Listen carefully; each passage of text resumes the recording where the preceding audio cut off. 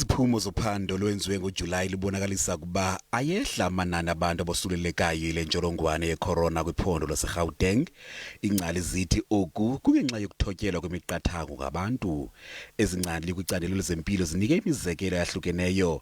Zizaqikelela kungehla xa izikolo ziphinde zavulwa kwakhona.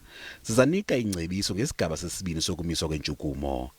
What you see here on this graph is that what happens if we suddenly open all schools around the end of August. So what you see on in blue is the pessimistic scenario, which would have peak around November, December, closer to December, with a maximum number of active cases of around 100, 120K in the province. Now, if in August we open schools immediately, what happens is that the peak basically is brought forward, and the amplitude of the peak, the maximum number of cases basically doubles around to 250, 270,000. This basically speaks to the fact that small changes in policy or behavior do have a very strong impact in outcomes.